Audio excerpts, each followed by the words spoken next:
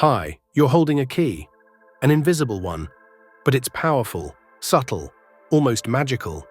It's your attention, and it's stronger than you've ever imagined. Since childhood, we've been taught to direct our attention outward, to look, to listen, to respond, to evaluate, compare, remember, but few of us were ever taught that attention is more than just perception.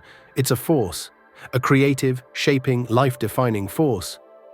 Today, I invite you on a journey, not through the outer world, but within, to that quiet space where reality begins, where attention becomes choice and choice becomes destiny.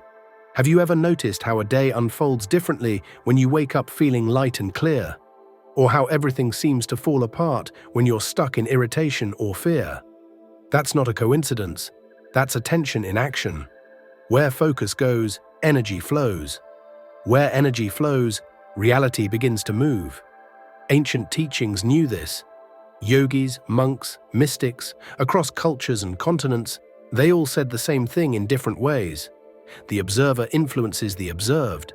You're not just watching life, you're interacting with it, coloring it, activating it.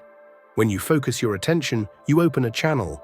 Like water poured onto a seed. If you water fear, worry will grow. If you water hope, opportunity begins to bloom. This isn't magic, it's how life works. But here's where it gets tricky. Most of us are scattered. Our attention is split 100 ways.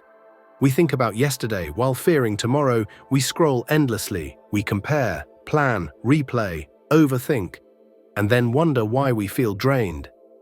Your energy is where your attention is. Every thought, every scroll, every worry, it all costs something. And the price is your clarity, your peace, your power. Attention is like a river. When you give it structure, it gives you life. When left to run wild, it floods and drowns your sense of self. There's another trap too, stagnation. When attention gets stuck, when we replay the same painful story over and over again. Same regrets, same fears, same what-ifs. It's like walking in circles, hoping to end up somewhere new. But in reality, your energy has frozen, your flow has paused, and with it, your joy, your creativity, your sense of direction. Stagnation feels like numbness, like a fog, a subtle heaviness, not dramatic, but draining. You're alive, but not fully living. You don't need to fight it. You just need to shift, gently, turn your head, face the light, give yourself permission to begin again. Every moment offers a choice, what to notice, what to feed, what to release. But attention isn't just about focus, it's also about quality. It's often emotional.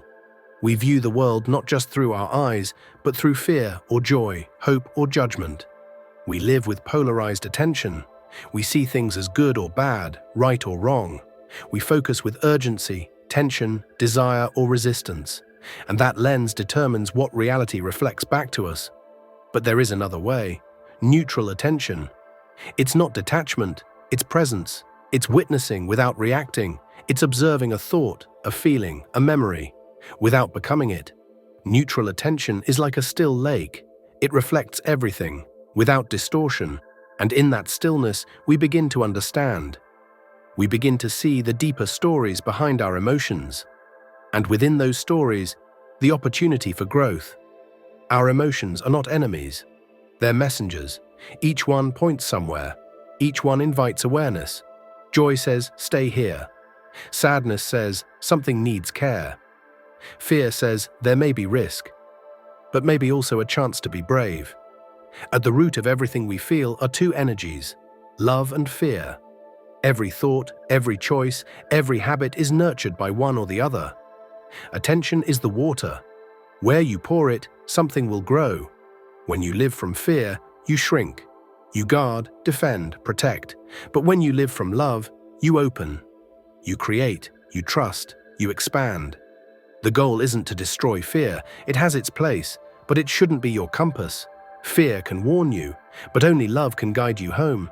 This awareness is vital in the world we live in, because everywhere someone is trying to capture your attention. Social media, news, advertising, they all compete for your gaze, and often they feed it with fear, outrage, distraction. But you can step back. You can choose stillness. And in that quiet space, you remember, you are not here to react to everything. You are here to create, and creation begins inside. When you stop chasing and start listening, a different kind of knowing arises. One that isn't loud but true. One that doesn't shout but whispers clearly. This is the way. You are not powerless. You are not lost. You are not broken. You are the one who chooses where to place the light, what to nurture, what to let go of, and what to allow to bloom. Real transformation doesn't begin with action, but with attention. With that sacred moment of awareness, of saying, I want to see differently. And from there, everything shifts. You don't need to change everything overnight. You don't need to know the entire map. All you need is a single step, a gentle redirection of the gaze, a pause, a breath, a willingness to see. Because the moment you remember where your power lives, you stop living on autopilot. You start choosing, not out of fear, but out of clarity, out of alignment, out of love. You are not just the observer of reality. You are the artist of it. You are the current, the mirror, the flow, the creator. You are attention, and attention is power. With love, until next time.